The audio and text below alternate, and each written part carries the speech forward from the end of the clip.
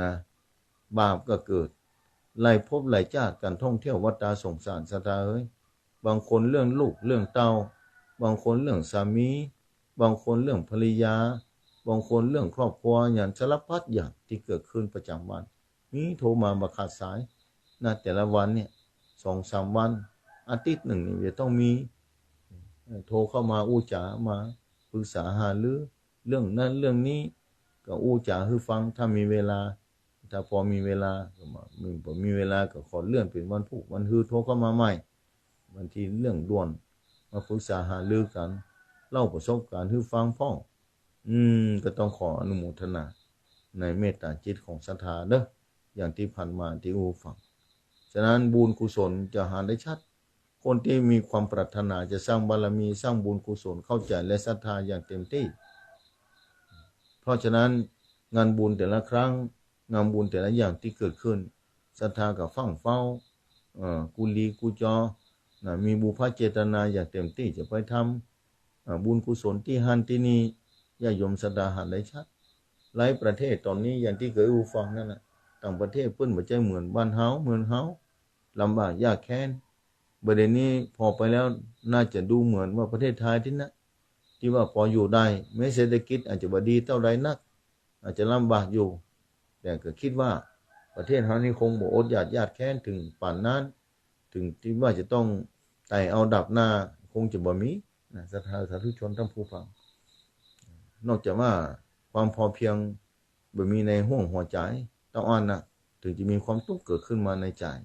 เพราะฉะนั้นราชการที่9พระองค์ท่านก็บอกแก่พระสงฆ์นิกรชาวไทยคือมีเศรษฐกิจพอเพียงอยู่ในใจฉะนั้นบวกกับพระองค์ได้ศึกษาพระพุทธศาสนาได้ศรัทธาแล้วออกผนวดในบวรพระพุทธศาสนาพระองค์ย่อมเข้าใจและหู้นำเอาทฤษฎีมีปรัชญานี้มาใช้กับชีวิตมาใช้กับพระสงฆ์นิกรแล้วก็ประกาศออกไปญาติโยมศรัทธาสาธุชนทั้งผู้ฟังที่ติดตามฟังรายการธรรมะเพราะฉะนั้นเราต้องวางแนวต่างแนวความคิดของเราไว้ว่าเราจะวางแนวความคิดชีวิตนี้จะฝากไว้ที่ไหนชีวิตนี้จะทำอย่างไรชีวิตจะดำเนินไปอย่างไรลักษณะอย่างไรนี่ศรัทธาสาธุชนทั้งผู้ฟังชีวิตถ้าเราเชื่อเรื่องบุญเรื่องกรรมเราสามารถจะวางแผนชีวิตของตัวเขาได้อย่างแน่แท้อย่าช้าลีลอวันนั้นผมยุ่งกับครอบครัวท่านอาจารย์บ้านจะเข้าวัดเข้าวาตลอดมากันนะจะแบ่งเวลาไปอย่างทุกวันพระวันศีลบางคนก็บอกมาแบบนี้ว่าแม่นอันนี้ก็บ่เถียงก็บ่ปฏิเสธโยมหรอกว่าโยมมีปัญหาเรื่องครอบครัวยุ่งกับครอบครัวทุกคนมีครอบครัวหมดในโลกนี้ที่มีครอบครัวคนที่มีครอบครัวน่ะก็มีปัญหาแบบโยมนี่หมดแหละทุกคนที่มีครอบครัวแต่ชีวิตเฮานี้เอาฝากไว้ที่ไหนฝากไว้อย่างไรเขาจะทำแนวทางของชีวิตเป้าหมายของชีวิตหลังจากโลกนี้ไปแล้วจะไปสู่ที่ไหนอันนี้เป็นเครื่องหมายถ้าเราเข้าใจแบบนี้นะเราจะบ่ท้อแท้ในการสร้างความดีเราจะบ่อ่อนแอในการจะทำความดีแม้กระทั่งวันสุดท้ายของลมหายใจแม้กระทั่งวันสุดท้ายของลมหายใจเราสามารถจะทำความดีได้วันนั้นมีโยมถามว่าบางคนป่วยอยู่โรงพยาบาลจะทำความดีได้จากนายท่านอาจารย์บอกว่าทำความดีได้กับโยมทำความดีจากนายเลยบอกเพื่อนว่าพอลมหายใจทำความดีทำบุญทำกุศลมีอยู่3ระดับในการสร้างความดีในการฮือทานในการรักษาศีลในการภาวนาในขณะนี้ป่วยปุ๊บเราก็สมาทานศีลภายในตัวเลยก็ได้ว่าตั้งแต่นี้เป็นต้นไปศีลข้อที่1 2 3 4 5ข้าพเจ้าจะรักษายิ่งกว่าชีวิตสมาทานไปเลยอยู่บนเตียงผู้ป่วยหรือผู้ป่วยที่เตียงก็ตามเอาสมาทานไปเลยแม้จะเป็นลมหายใจเมื่อกี้เหือกสุดท้ายแล้วตั้งสติอธิษฐานลองขึ้นพอพระเทวทัตเนี่ยพยายามทำร้ายเจ็บรอบปรงพระชนขององค์พระสัมมาสัมพุทธเจ้าจนถึงเวลาสุดท้ายมาสำนึกขึ้นได้ลมหายใจสุดท้ายเหมือนกันซะเลยตัดสินใจขอถวายเป็นพุทธบูชาเอาหัวถวายชีวิตเป็นถึงสรณะถึงพระพุทธพระธรรมพระสงฆ์ถึงพระพุทธเจ้าเป็นที่พึ่งในสุดท้ายก็ต้อง ธรณีสุขไปแต่ตั้งสัจจะอธิษฐานไว้นั้นบ่หายไปไหนนะตั้งใจปรารถนาจะต้องการเป็นพระเจ้าพุทธเจ้าพระเจ้าก็ทำนายไว้ว่าในอนาคตการต่างหน้าพุ่นนะแต่ต้องไปใจกรรมก่อนไงศรัทธาเอาเหมือนกันนะจะไปลืมโอกาสสุดท้ายยิ่งอายุนักขึ้นไปเวลามันน้อยลงไปถึงวันศรัทธาเฮ้ยเวลานี่ไม่ใช่รอภายนะเวลาหมดไปถึงวันอย่างที่อูฟังนะศรัทธาทำดีแล้วที่ทำความดีถึงวันศรัทธาทำถูกต้องแล้วที่ศรัทธาสร้างบารมีกับตัวเก่านะกักตุนความถูกต้องความดีงามสิ่งต่างๆที่เป็นบุญที่เป็นนามธรรมวันหนึ่งจะกลับมาเป็นรูปธรรมนามธรรมในบางอย่างบุญเป็นต้นจะนำมาสู่รูปธรรมในอนาคตวันพุธวันฮืออาทิตย์หน้าที่ในเดือนหน้าเดือนปีหน้าปีในชาติหน้าชาติในชาติไหนก็ตามนะจะนำไปสู่นะอนาคตทำบดีเหมือนกันนะจะส่งผลตั้งแต่วันพุธวันฮืออย่างเดือนหน้าเดือนในไปปีหน้าปีในชาติหน้าชาติในทำวันแล้วแต่อันไหนจะมีอิทธิพลหรือว่าจะมีกำลังนักเหลือกันวันนั้นโยมทำเป็นจะได้นะทำความดีมาตลอดนะทำความดีมาตลอดแล้วความดีมาส่งผลอันนี้มีความสงสัยนักที่คนที่บัตรศรัทธาพระพุทธศาสนาคนที่บัตรศรัทธาในการฮือตานห้าศาสินภาวนาเพราะบัตรเชื่อเรื่องผลของบุญนะมันเป็นจะได้บัตรส่งผลเป็นว่าศรัทธาเหยบุญจะส่งผลนี่ห้องบัตรใจหันบัตรใจหูแต่มันจะส่งผลด้วยวันที่เขาก็ทำไปด้วยรูปธรรมวันที่ส่งผลคือเป็นนามธรรมอย่างทำความดีทำให้นามธรรมคือจิตใจเบิกบานสดชื่นโดยเขาบอกรู้สึกตัวในบางครั้งที่บุญกุศลส่งผลคือ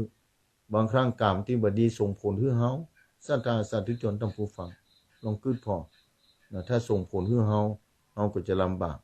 เขาจะลำบนหลายเรื่องหลายเราเพราะฉะนั้นเอาว่ากำลังของความดีและความชั่วนะกรรมดีและกรรมไม่ดีบุญกับบาปนะสองอย่างนี้อันไหนจะมีกำลังนักเหลือกันถ้ากำลังนักกว่านี่แม้จะทำบุญน้อยบันักแต่ว่ากรรมเก่าที่จ้องจะเข้ามาอยู่แล้วเนี่ยมันจะส่งผลที่ก่อนศรัทธาจะส่งผลให้เราได้รับกรรมที่บดีนะจะส่งผลให้เราจะนึกว่าเป็นได้ทำดีมาได้ดีแต่ที่มาได้ดีนั้นนะเขาทำอยู่แล้วดีแต่เป็นจะได้บดีไอ้ที่บดีที่เขาได้น่ะเขาทำมาเหมือนกันทำมาหลายภพหลายชาติส่งผลมาให้ชาติปัจจุบันนะครับภัยก็หนีบ่พ้นศรัทธาเนี่ยพระอรหันต์ก็หนีบ่พ้นต้องใจไอ้ที่กรรมเล็กกรรมน้อย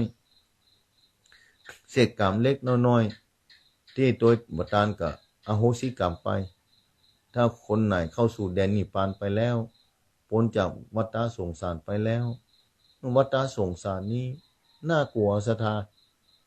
น่ากลัวมากๆศรัทธาสาธุชนทั้งผู้ฟังการเวียนว่ายตายเกิดเนี่ยลองพอถ้าชีวิตของแต่ละคนนะถ้าศรัทธาทำงานแต่ละวันตึงวันเนี่ยศรัทธามันนั่งก็พอ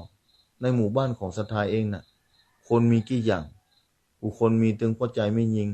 มีถึงคนเฒ่าคนแก่มีถึงคนหนุ่มคนสาวมีถึงละเด็ดละอ่อนมีถึงคนมีปัญญามีถึงคนวักมีถึงคนใบมีถึงคนสปะอย่างภายในหมู่บ้านหนึ่งถ้ามีครบหมดอันนั้นหมู่บ้านที่สมบูรณ์แม้หมู่บ้านนั้นจะหมู่บ้านบ้านนักหมู่บ้านใดถ้าบ่เพียบพร้อมไปด้วยคนชั่วและคนดีหมู่บ้านนั้นจะมาสมบูรณ์ดีที่เพราะฉะนั้นหมู่บ้านใดที่เพียบพร้อมไปด้วยคนดีและบดีคนพิการก็ดีคนสปะอย่างคนคนสปะอย่างครบหมดอันนั้นแหละหมู่บ้านนั้นอุดมสมบูรณ์พรั่งพร้อมไปด้วยคนที่มีปัญญาจะเรียนรู้รอบรู้ว่าเป็นจะได้คนเฮาเกิดมาบ่เหมือนกันคนหนึ่งไปอย่างคนหนึ่งไปอย่างคนหนึ่งทุกอย่างหนึ่งคนหนึ่งทุกอย่างหนึ่งคนหนึ่งดีอย่างหนึ่งคนนึงมีความสุขอย่างหนึ่งคนหนึ่งเป็นสะดวกสบายมันพ่ออย่างบางคนเป็นอย่างทำดีทำชั่วแต่ทำบดีมาอยู่ดีมีสุขพ่ออย่างนี่ศรัทธาจะนำมาเปรียบเทียบได้ในชีวิตประจำวันของศรัทธาเองว่าคนนั้นน่ะเป็นคนที่บดีแต่เขาก็ฮู้ได้ยินกับหูได้หันกับตาอย่างมันอยู่ดีมีสุขศรัทธาสาธุชนต้องผู้ฟังเนี่ยเครื่องเป็นสิ่งที่จะ คลั่งแคลงสงสัยภายในดวงจิตของศรัทธาเนี่ยเฮานี่ทำดีเป็นจะได้บ่ได้ดีบุคคลนั้นเป็นทำชั่วเป็นอย่างใดดีแต่เฮาบ่ฮู้เบื้องหลังนะบ่ฮู้เบื้องหลังนะของละครชีวิตนั่นคืออดีตชาติหลายปีก่อนหลาย10 ปีก่อนหรือหลายชาติก่อนมาแล้วเพิ่นสร้างอันอย่างมาไว้หรือส่งผลให้เพิ่นอยู่ดีมีสุขแต่ว่าวันนั้นโยมถามอีหนูเพิ่นบอกว่าโยมอย่างเหือนี่แหละเหือสะเปาเหือนี่โยมเข้าใจก็ถามเพิ่นเข้าใจท่านอาจารย์เข้าใจครับแล้วโยมเคยหันเหือเนาะที่ข้ามแม่น้ำหัน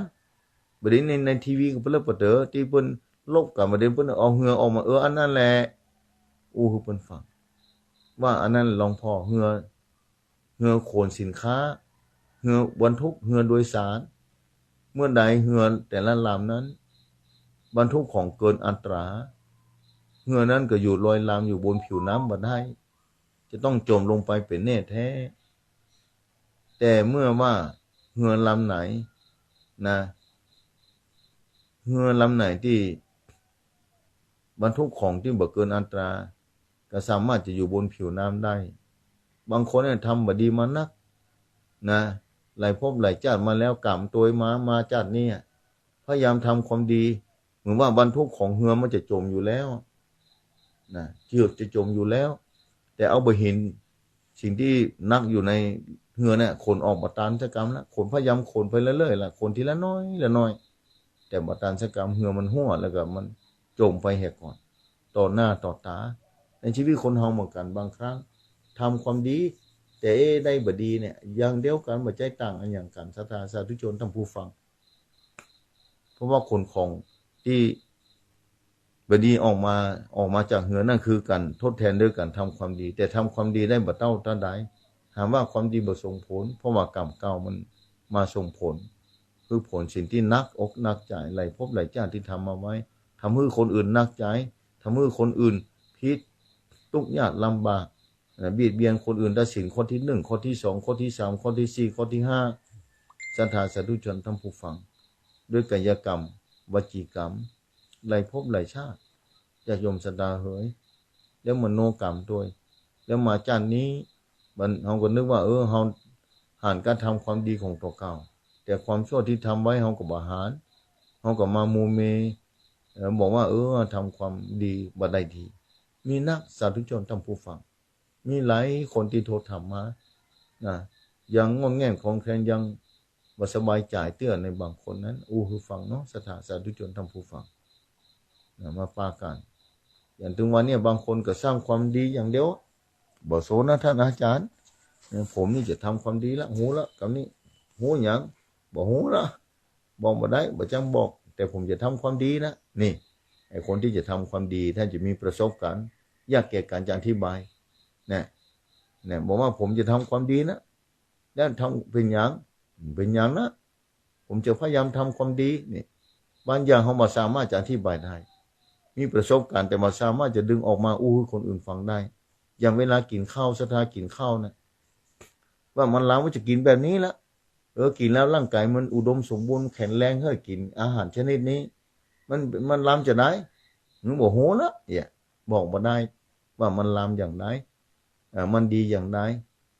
ดีคือร่างกายอันนี้กับไปกับคนอื่นที่บ่นี้ก็บอกโหทำตัวบ่ได้สร้างตัวบ่ได้เนี่ยประจัตต่างเนี่ยธรรมะพุทธเจ้ามาประจำอาการลิโกประจำกัดการเวลาแล้วประจัตต่างรู้ได้เฉพาะตนธรรมะพุทธเจ้ารู้ได้ด้วยตัวเก่าแท้ๆหลักธรรมในพระพุทธศาสนานี่นะศรัทธารู้ได้เฉพาะตนแท้ๆศรัทธาเอ๋ยประจัตตังรู้ได้เฉพาะตนธรรมะของพระองค์รู้ได้เฉพาะตนรู้โดยตัวเก่า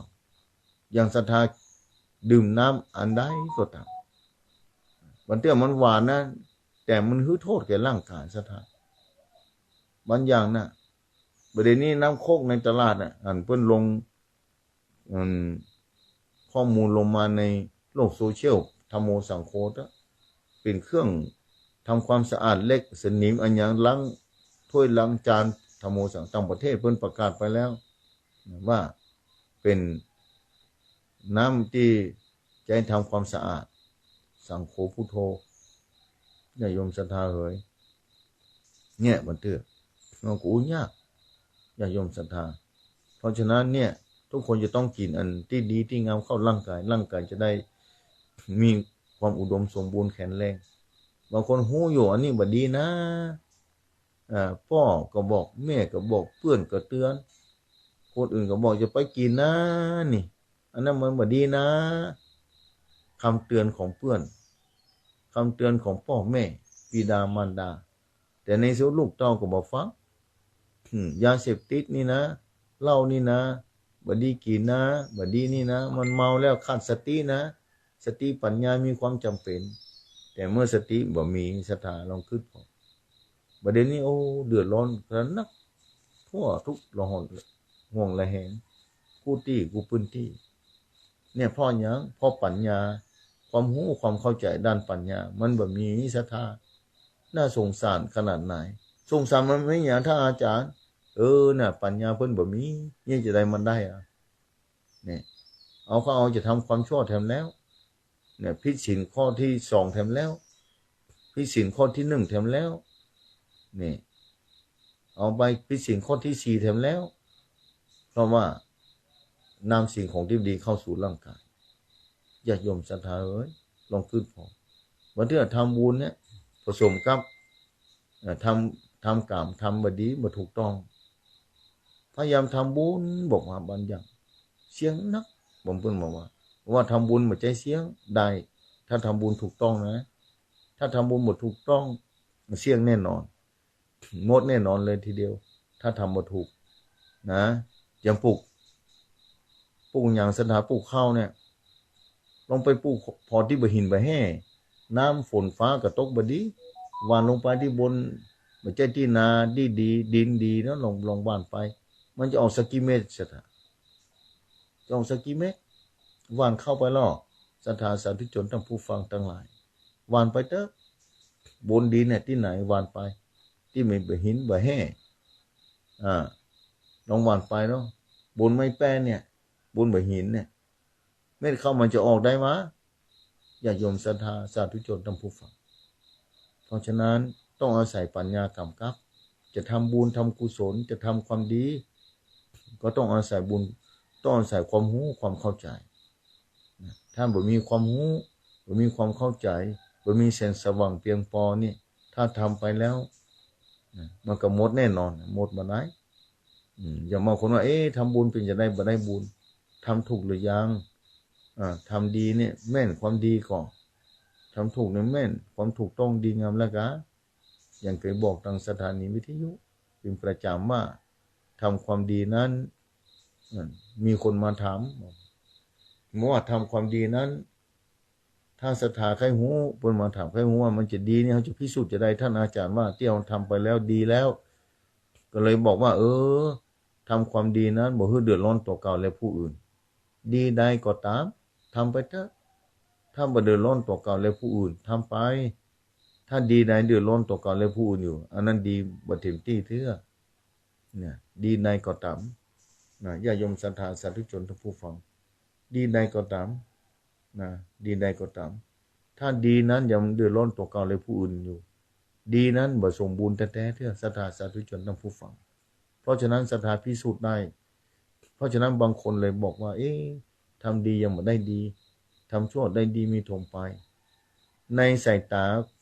ในคณะปัจจุบันอาจจะเป็นแบบนั้นในขณะที่คนอื่นทำชั่วแต่ได้ดีเพราะว่ากรรมเก่าที่เพิ่นสร้างมาที่ดีนักความชั่วที่ทำปัจจุบันนี้บ่ส่งผลต่อดอกศรัทธาไอ้ความดีที่ทำมาหลายภพหลายชาติแล้วส่งผลแต่ชาติปัจจุบันนี้ขาดปัญญาขาดปัญญาเลยทำสิ่งที่บ่ดีแต่ว่าบุญเก่าเนี่ยส่งผลมาให้เป็นคนดีไปเสียได้ดีไปเสียมีอุดมสมบูรณ์ผลมีความสุขในขณะที่ทำชั่วเพราะว่ากรรมเก่าที่ดีแล้วส่งผลมาให้อยู่ไอ้สิ่งที่บ่ดีที่ทำปัจจุบันนี่บ่ได้ส่งผลเตื้อศรัทธาสาธุชนทั้งผู้ฟังญาติโยมศรัทธาลองกึศพิจารณาก็ค่อยพิจารณาไปเนอะเป็นห่วงศรัทธาเหมือนกันนะพอเจอพระรัตนตรัยแล้วเจอพระพุทธศาสนาแล้วถ้างดแง่นคลอนแคลนมาอาศัยความรู้ปัญญาที่ท่องแท้ ศรัทธาสาธุชนท่านผู้ฟังจะว่ามีโอกาสได้ปะพระรัตนตรัยแล้วจะบ่มีโอกาสเจอเส้นทางมัชฌิมาปฏิปทาตังพ้นทุกข์ในวัฏสงสารนี้แล้วญาติโยมศรัทธาสาธุชนท่านผู้ฟังทั้งหลายญาติโยมศรัทธาวันนี้เหมือนกันนะแต่เจ้านึกว่าจะว่าอยู่ว่ามาอูจ่ากันญาติโยมศรัทธาวันนี้แต่มาข้ามมาอากาศเย็นเจ็บคออยู่แต่เจ้าก็เจ็บคอขึ้นในใจเนี่ยอย่างไรดีเรียกเปียฟ้าทลายโจรเนี่ยแต่เจ้าตะกี้คือฟังมาเปียฟ้าทลายโจรมา3 เม็ดเกี่ยวกับน้ำอุ่นเกี่ยวกั้วคอเรียบร้อยก็กลืนลงไปดอสักกัมเดียวประมาณครึ่งชั่วโมงเนี่ยศรัทธาเลยมานั่งศรัทธากระปอดำเนินไปได้นึกว่าจะบ่ได้แล้วกระปอไปได้อยู่ศรัทธาฉะนั้นญาติโยมศรัทธาสาธุชนท่านผู้ฟังเนี่ยมาพบปะกับศรัทธาเนี่ยก็กับผมธรรมาภาพเองกับนี่หลักธรรมแบบปกิณกาธรรมแบบธรรมะธรรมดาธรรมนาญาติโยมศรัทธารับฟังเพราะว่ามาได้ปากันหลายอาทิตย์แล้วมีเรื่องบุญกุศลประกาศให้ศรัทธาฟังเป็นบางครั้งบางคราในการเข้ารายการธรรมะอย่างภาคเจ้านี่ก็มีงานบุญกุศลเกิดขึ้นไปแล้วหลายที่หลายทางศรัทธาที่บ่อินด้วยบุญที่เชื่อเรื่องบุญกุศลมีจริงบาปมีจริงกรรมมีจริงหู้โดยปัญญาของตัวเก่ารับรองโดยปัญญาของตัวเก่าเพราะฉะนั้นพอฟังข่าวที่ไปได้เฮาก็ไปที่ไปบ่ได้จะไปทุกข์ใจจะไปลำบากใจถ้ามันทุกข์ใจแล้วมันจะบ่ได้ดีบุญกุศลมันจะบ่เกิดเลยญาติโยมศรัทธาฟังฉะนั้นแล้วญาติโยมศรัทธาเลยประกาศบุญกุศลให้ศรัทธาสาธุชนฟังเพียงบางครั้งบางคราวบางวันถ้าจำได้มาเตื้อก็จำมาได้ฟังเฝ้ามาจานรายการลืมที่เขียนไว้นึกได้ตอนไหนก็ว่าไปตอนนั้นญาติโยมศรัทธาสาธุชนทั้งหลายชีวิตเป็นของน้อยอย่างที่ฟังถูกชราและความตายลูกหลานเฮาอยู่เงียบๆตลอดเวลาโดยเฮาไม่ใช่รู้สึกตัวนะศรัทธาหมดไปกำเดียวน่ะกำเดียวหมดไปแล้วเวลาหมดไปแล้วศรัทธาอันนี้เหมือนกันนะญาติโยมศรัทธาสาธุชนท่านผู้ฟังงานบุญที่จะมาถึงนี่มันนึกขึ้นได้ที่วัดป่าตังเจริญนะวัดป่าตังเจริญของท่านพระครูอภิวัฒนวิกรมนะมันจะมีการสวดอิติปิโสส่งน้ำพระเจ้าตานใจในวันที่11ที่จะมาถึงนี้ศรัทธาสาธุชนท่านผู้ฟังวันที่11ธันวานะศรัทธาสาธุชนท่านผู้ฟังวันที่11ที่จะมาถึงนี้ตรงกับวันจันทร์พอดีศรัทธาสาธุชนท่านผู้ฟังอยู่ที่ไหนเครือข่ายขึ้นสีขาวเพื่อชาวประชาอยู่ที่ไหนก็ตามที่ได้รับฟังธรรมะมาเป็นตลอดผู้อำนวยการสถานีวิทยุวัดป่าตังเจริญนี้เปิดพยายามแต่เจ้าแล้วเปิดวิทยุแต่เจ้าละต้องคอยควบคุมต้องปราดผังรายการต้องเอาตนนั้นมาถ้าตนนั้นมาเข้าเอารายการอันอย่างดีมาออกทางสถานีวิทยุพอมีงานที่ป่าตังเจริญคนไปนักหลายห้องน้ำก็จะเสียต้องปรับปรุงใหม่ไม่ได้เพิ่งปรับปรุงใหม่ละได้มีญาติโยมศรัทธาที่ให้หอมนี่ก็จะได้ไปถวายเพิ่นมีหลายซองอยู่ที่นี่บ่ได้อ่านรายชื่อเนอะศรัทธาถ้าอ่านแล้วก็ว่าสิ้นสุดมันฝากมาตมาก็รับไว้เป็นที่เรียบร้อยจะได้ไปถวายเพิ่นจะได้ลงไปถวายเพิ่นป่าบ้านกับพุ่นวันที่11พุ่นจะลงไปถวายเพิ่นญาติโยมศรัทธาให้หอมมาหลายรายการอย่างที่งานกฐินวันนั้นโดยไปเวียงฝ่าเป้าว่าพระธาตุจอมพอวันนั้นจะมาได้ถวายท่านเตื้อโยมนำมาพอมาได้ป้ากันสักคำเตื้อศรัทธาตั้งตนตั้งมีหน้าที่ศรัทธาไปหั่นไปนี่เพราะฉะนั้นวันที่11สวดอิติปิโส108ก็ส่ง100 2 3 400ตนศรัทธาที่มาเข้าปริวาสกรรมประพฤติวุฒนวิธีที่วัดม่อนฤาษีเพิ่นจะเดินทางมาสวดอิติปิโสประจำปีอย่างทุกปีที่ศรัทธาได้หาเนาะที่วัดป่าตังเจริญนะญาติโยมศรัทธาสาธุชนท่านผู้ฟังฉะนั้นแล้วญาติโยมศรัทธาสาธุชนท่านผู้ฟังทั้งหลายถ้ามีโอกาสก็เจริญพรเรียนเชิญไปร่วมบุญกุศลด้วยการที่วัดป่าตังเจริญในวันที่11ไปร่วมสวดอิติปิโสนี่อันนี้สงฆ์นะญาติโยมศรัทธาสาธุชนต้องฟังโทรมาเด้อศรัทธาฟังโทรมาเด้อศรัทธาเนาะฟังโทรมาเด้อศรัทธาเฮ้ยฟังโทรมาเด้อศรัทธาอิติปิโสนี่อันนี้สงฆ์นักศรัทธาสาธุชนท่านผู้ฟังพุทธคุณศรัทธาอิติปิโสนี่ ไม่จะสวดที่บ้านที่อันนี้ไปสวดด้วยกันเอาลูกประคำไปเดินสดาเนาะ108จบเนี่ยสวดไปกำหนดไปเด้อเป็นการภาวนาไปในตัวเป็นสมาธิไปในตัวศรัทธาอิติปิโสพุทธคุณเนี่ยสวดไปเถอะอันยังจะเต้าคุณพระพุทธพระธรรมพระสงฆ์ในโลกลาโลกานี้ศรัทธาสาธุชนนำผู้ฟังอันยังจะเต้าสวดไปเถอะที่บ้านก็ดีที่ไหนก็ได้สวดไปเรื่อยๆคนที่มีประสบการณ์มาแชร์ให้กันฟังก็ได้ว่าสวดมนต์นี่มีประโยชน์มีอานิสงส์อย่างใดพ้องหลายคนที่เคยสวดมาเล่าให้ฟังมีหลากหลายประการที่มาอู้ฟังเพราะฉะนั้นเนี่ยเราจะไม่ปกปากันนะหมู่หลายนะคลื่นสีขาวไปปกไปปากันไปสวดมนต์ด้วยกันนั่งไหว้พระสวดมนต์โดยพระสงฆ์องค์เจ้าก็จะน้ำสวดนะหลายร้อยตนศรัทธาสาธุชนท่านผู้ฟังที่มาเข้านะปริวาสกรรมนะประพฤติอุทนวิธีชำระพระธรรมวินัยชำระศีลเนี่ยหืมสะอาดมดจดสดใสศรัทธาก็จะได้บุญเนาะอันนี้ที่ปัตตังเจริญเนาะวันที่11วันที่12ก็ที่วัดม่วนฤาษีศรัทธาสาธุชนท่านผู้ฟังวัดม่วนฤาษีกับพระสงฆ์ทั้งนั้นเดินทางมาจากทิศทั้งสี่เดินทางมาที่วัดม่วนฤาษีมาร่วมประพฤติบุญนวิธีปฏิบัติธรรมนะเข้าปริวัติกรรมนะที่วัดม่วนฤาษีประจำคู่ปีวันที่12ถึงวันที่22เดือนธันวาตั้งที่บ้านปัตตังสามัคคีศรัทธาญาโยมที่ปัตตังสามัคคีนี่โอ้เพิ่นได้บุญนักเพิ่นได้ร่วมทำบุญกับพระสงฆ์องค์เจ้า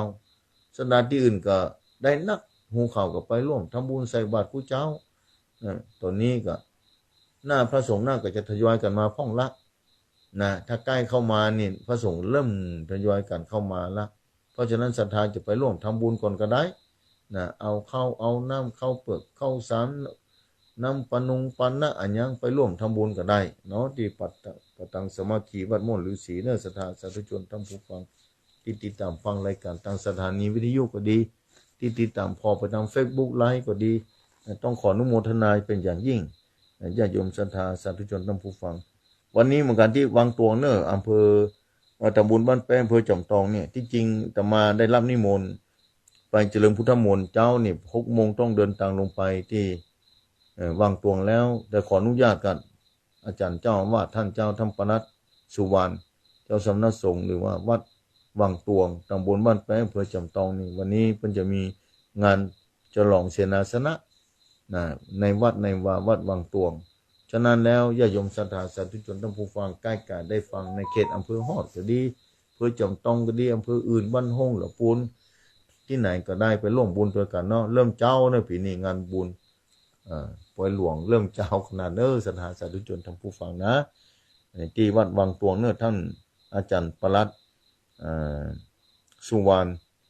ที่วัดวังตวงศรัทธาสาธุชนท่านผู้ฟังแต่มาคงจะไปภาคบ่ายก็ไปร่วมหัววัดภาคเจ้านี่แต่มาจะต้องเดินทางไปทำธุระพอออกจากรายการแล้วก็ต้องเดินทางไปทำธุระละศรัทธาสาธุชนท่านผู้ฟังเนี่ยตั้งตนตั้งองค์ก็มีนี่ธุระป้าปังศรัทธา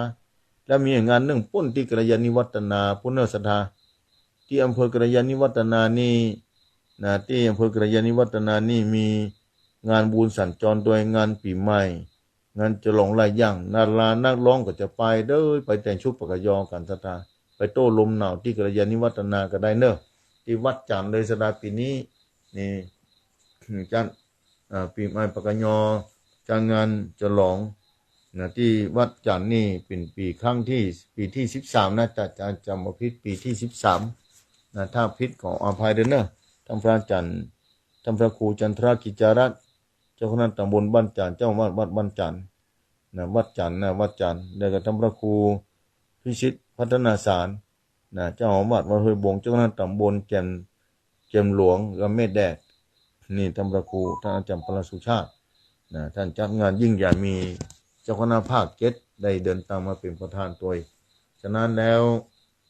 ประกาศบุญกุศลศรัทธาเสียงนี้ไปถึงที่ไหนภายใครไปโต้ลมหนาวไปพอป่าโสนที่ยิ่งใหญ่บางคนยังไม่เคยไปเตื้อออกที่อำเภอไปก็ได้ศรัทธาไปที่เมตแตงปุ่นเข้าเมตแตงก็ได้ไปเมตแตงขึ้นไปที่กัลยาณิวัฒนามาแล้วขึ้นทางเสมิงก็ได้เดี๋ยวนี้เข้าทางโดยอินทนนท์ก็ได้ ออกไปที่บ่อแก้วปุ่นนะไม่วางขุนวางบ่อแก้วไปได้หลายเส้นทางศรัทธาถ้าไปทางขุนยอมก็มาทางฝั่งอุงไปนะมาฝั่งอุงเข้านะห้วยขี้เปอะนะห้วยเขียดแห้งก็ลองฟังพอหมู่บ้านเนาะคณะศรัทธาหมู่บ้านห้วยขี้เปอะบ้านห้วยเขียดแห้งบ้านยอดพายโอ้มันจะสูงขนาดไหนนะเส้นทางนั้นน่ะมาทางขุนแม่นรวมศรัทธาสาธุชนทั้งมวลมาทางเสาแดงเพ่เสาวิหารเสาบนสีแดงศรัทธาลงมาทางห้วยยาเข้ากัลยาณิวัฒนาอำเภอกัลยาณิวัฒนาไปที่วัดจันทร์เลยเนอศรัทธาหลายเส้นทางญาติโยมศรัทธาสาธุชนทั้งผู้ฟังฉะนั้นแล้วน่ะเจริญพรเรียนเจิญเนอศรัทธาร่วมบุญด้วยกันร่วมบุญกุศลด้วยกันที่จะมาถึงนี้แต่เมื่อข้ามมาได้ปากันเนอศรัทธาอาทิตย์นี้นะเพราะว่าเป็นอาทิตย์แรกของเดือนเป็นรับผังรายการ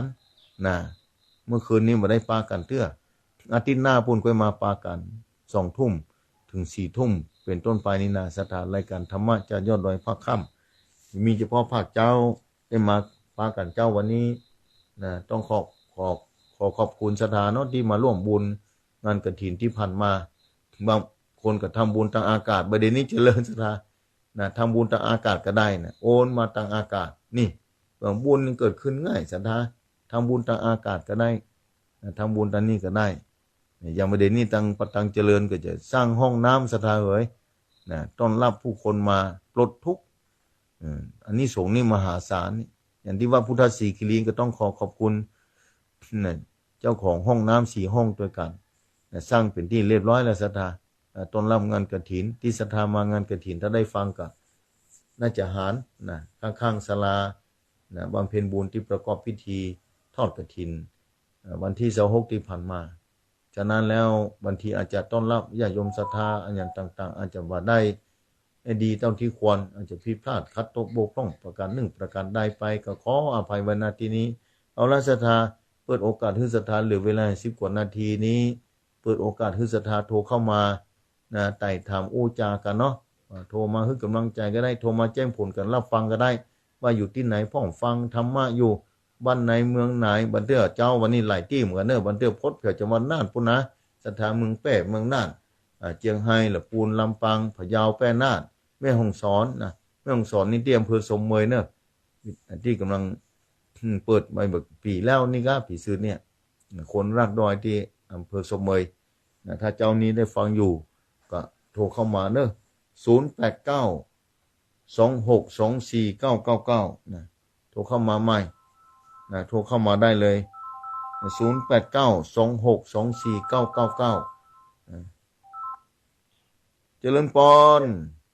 พระอาจารย์ครับอาจารย์ผมจะบ้านเลขที่ของบุญศรีไทยดีครับป้อสุทนกะครับผมโมทนาเนอป้อสุทนเนอบุญโดยให้แนวแล้วตุ้มพัดตวบแล้วนะประเด็นนี้นะครับอยู่ดีมีทรงเนอป้อสุทนเนอบุญทักษานะที่จะขอมานะขอมุทนาบุญด้วยนะครับได้บุญตัวกันเนอป้อเนอครับผมครับสาธุสาธุครับสาธุเนอป้อสุทนเนอเอาใส่ต่อไปเจริญพรไม่สาเจ้าอาจารย์ผู้นำบุญแม่จันเรือนสายอยู่ดีมีสุขนะแม่เนอเจ้าเคยไปรับปีใหม่บนดอยกับม่วนเนาะอันกาเป็นวันนั้นมาได้ตักตอมาได้อู้กันดีนะแม่เฮ้ยคนมันนัดแก้ยิ้มใส่กันก็ปลอดภัยละขอบคุณอนุโมทนาคู่คนนะเนาะอนุโมทนาโดยแม่เดนเนอร์ที่มาร่วมบุญนะเจ้าไว้ตาเจ้าชัดเจนดีเนอชัดเจนดีเนาะแม่เนาะเจ้าสาธุเนอเจ้าสาธุแม่จันเรือนสายอำเภอเวียงตากการสัปตองพุ่นเอาใส่ต่อไปเจริญพรเจริญพรเด่นอันไม่มันหลุดไปเดี๋ยวก่อนเนอมันเน็ตมันจะสตาร์ททุกของพอเดี๋ยวใส่นี้เข้ามาปิดเข้ามาใหม่กำหนึ่งมันโยนกันติดพันเดี๋ยวก่อนเนอโอ้ฮัลโหล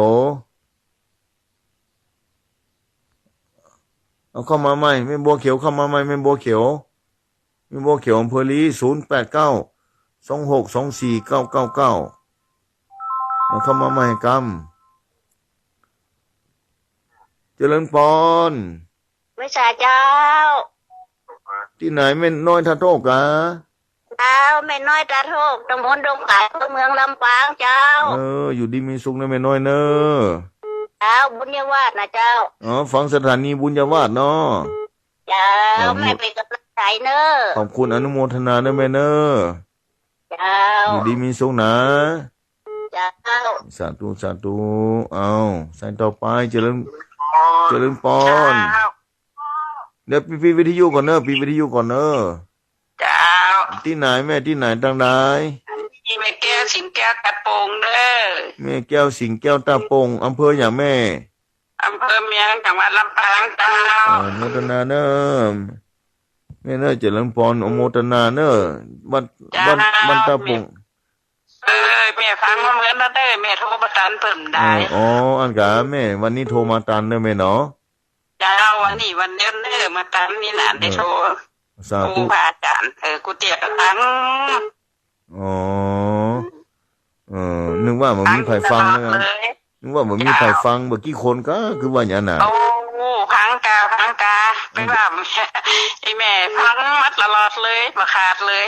เพียงแต่ว่าโทษมาตันเปิ่นมาได้วันนี้แห่อยู่เนี่ยกะอันกะเจ้าอยู่ดีมีสุขเนอะแม่เนอะเจ้าเข้าใจนี้เด้อนี่นะสาธุเนอะเจ้าสาธุเป็นกำลังใจเด้อขอบคุณอนุโมทนา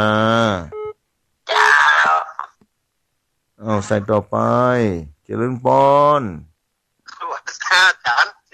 พ่อตาในติดเนอะขอบคุณเนอะวันที่26มากันหลายคนวันนั้นกับได้โกได้ลาได้บอกกันสักคำเป็นคนมันหลายพ่อเหยเนาะเป็นยังเนาะเป็นยังพ่อเหย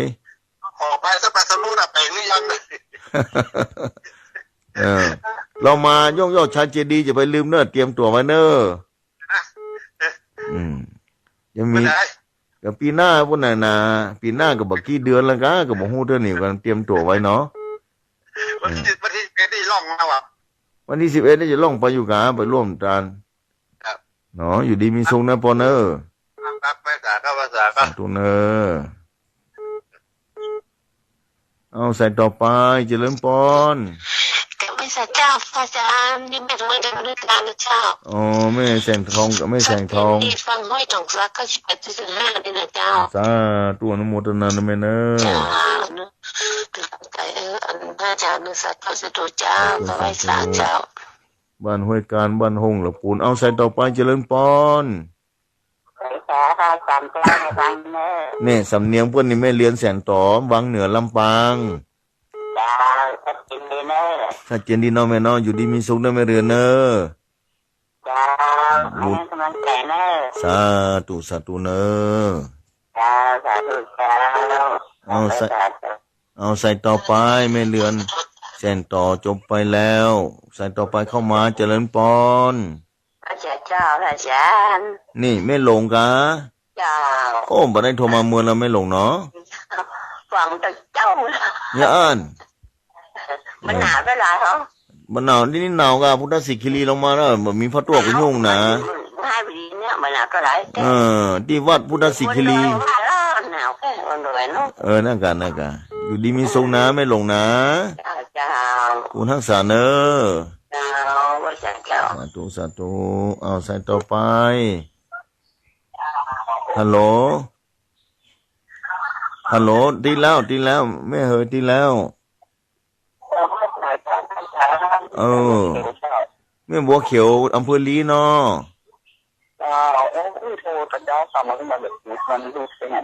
มันรูดไปไม่เหยนี่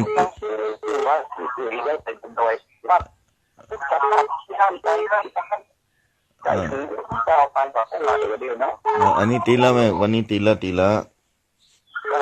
อยู่ดีมีสุขเนอะสาธุใส่ต่อไปเจริญพรใส่ต่อนั่นป้อบุญธรรมบ้านป่งหนองวปปเวียงป่าเป้า ครับผม เอาเจริญพรนะพรครับบุญน้อยให้เดี๋ยวยืนโอ้ต้องมีพระตัวตุ้มแล้วพ่อเหยขนาดนั้นเลยออกรายการนี้พระตัวตุ้มแหละไหนก็ว่าอันน่าเล่นไปมาเนาะลมนักขนาดลมนักหนาลมเดือดจังง่ายเนาะลมหนาวเนาะลมหนาวกับพ่อเหยนั่นกันนะเดี๋ยวตุ้มพระตัวนะเสียงบอลบุกให้มีแล้วนะแม่นโมทนาในปอนครับไว้ครับสาธุนี่พ่อบุญธรรมบ้านปงนองนี่089262499เนี่ยสตาร์เหลือเวลาเมื่อกี้นาทีสตาร์เอ๋ยให้โทรเข้ามาก็โทรเข้ามาเสียงก็จะลูกแหบไปติ๊กนะเสียงลูกแหบไปติ๊กแล้วนี่นะไผ่มานี่เจริญปอนเสียงนี้เสียงแม่ครูลาวานกะนั่นละเจ้าโมทนานะแม่ตลอดนะเจ้าแม่ฟังอยู่เนาะเจ้าอย่าหาโอกาสไปหาพันทำบุญตัวนะเจ้าได้มีโอกาสมาเนอะแม่เนอะสักวันจะสักวันนะเจ้าได้โทรมาก่อนเนอะแม่เนอะเจ้าสาธุเจ้าสาธุอยู่ดีมีสมบูรณ์รักษาสาธุเจ้าสาธุอันนี้แม่ครูลาวานบ่เนอะอำเภอเมืองจังหวัดลำพูนเนาะแม่ครูลาวานอำเภอเมืองจังหวัดลำพูนนะเมืองจี้ก็หาจำบ่ผิดนะบ่ฮู้นะเจริญพรศรัทธาเนี่ยโทรเข้ามาได้ศรัทธา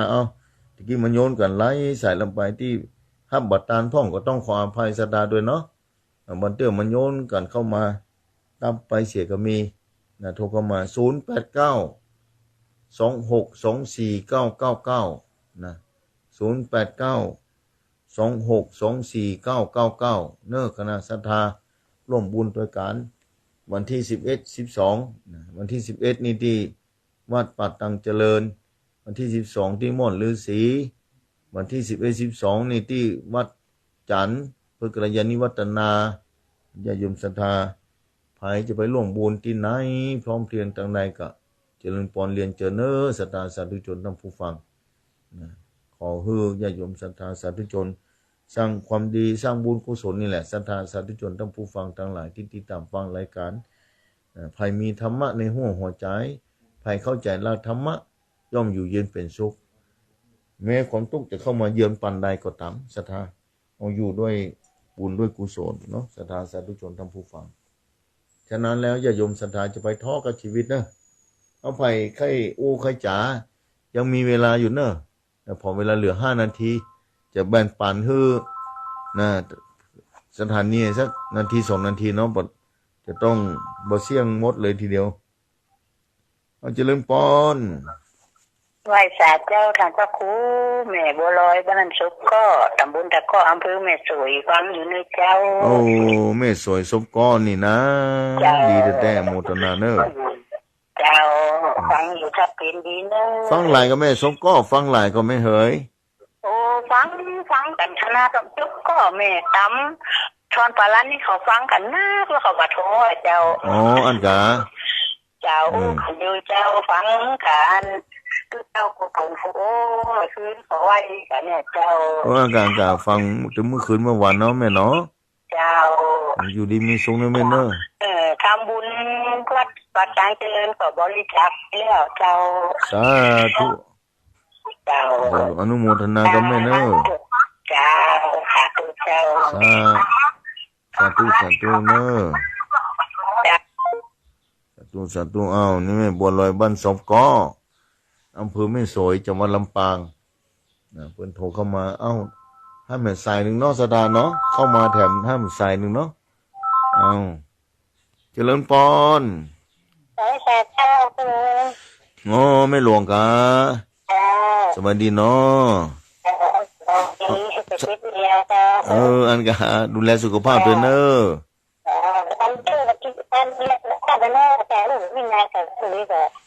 นั่นก็อยู่ดีมีสุขเนอะไม่หลวงเนอะสาธุ ไม่หลวงสายฝนบ้านหนองผาขาวตำบลน้ำดิมอำเภอป่าซางนะศรัทธาของท่านพระครูสถิตสารคุณวัดหนองผาขาวเนาะคณะศรัทธาญาติโยมศรัทธาสาธุชนท่านผู้ฟังนะจะได้ก็ตามนะจะไปลืมสร้างความดีวันละเล็กวันละน้อยอย่างน้อยที่สุดขอฝากไว้คือลมหายใจเข้าออกนะศรัทธาเนอะไว้พอไปเท่าน้อยวันละชุด2 ชุดหนึ่งมีจะได้ก็หายใจเข้าก็หายใจออกในชุดหนึ่งละวันละ3 ชุดก็พอแล้วศรัทธาเท่านั่งเหลือนั่งก็ซ้ำดีเป็นกำให้ชีวิตนะเวลาได้หมดลงไปแล้วศรัทธาสาธุชนท่านผู้ฟังก็ติดตามกันอาทิตย์หน้าเนาะเวลาภาคเช้าแล้วภาคค่ำอาทิตย์หน้าเหมือนกัน2 ทุ่มถึง4 ทุ่มอาทิตย์หน้าที่นี้มาได้ปาการเจ้าวันนี้เวลาได้หมดลงไปแล้วศรัทธาสาธุชนท่านผู้ฟังเวลาเสี่ยงหมดแล้วปาการวันอาทิตย์หน้าวันและเวลาเดียวกันนี้ในโอกาสนี้ก็กระผมอัตมาภาพพระวรรณชัยชยานันโทวัดพุทธศิคิรีตำบลบ้านแป้อำเภอจอมทองจังหวัดเชียงใหม่ขอนำรายการนี้จะท่านผู้ฟังไปก่อนอาทิตย์หน้ามาปากันใหม่บุญใดกุศลใดที่ศรัทธาสั่งสมมาหลายภพหลายชาติจูจรเราถึงปัจจุบันนี้ขอเป็นเหตุปัจจัยให้ศรัทธาอยู่เย็นเป็นสุขอายุมันยืนยาวสุขภาพพลานามัยแข็งแรงเจริญรุ่งเรืองในวิถีชีวิตมีความสุขความสมบูรณ์เกิดขึ้นกับตนกับตัวตลอดไปจะได้มีอุปสรรคต่างๆมากีดกันบุญกุศลนี้คือเป็นเหตุปัจจัยให้ศรัทธาได้ขึ้นสวรรค์ชั้นฟ้าได้อยู่รอท่าพระศีลและยายเมตตาเจ้าบุญกุศลนี้เป็นเหตุปัจจัยให้ศรัทธาสาธุชนทั้งผู้ฟังได้ข้ามอัตตาสงสารไปสู่ดินแดนอมตะนิพพานเจ้าในอนาคตการตาหน้าจงจะมีอายุวโนสุขังพระลัง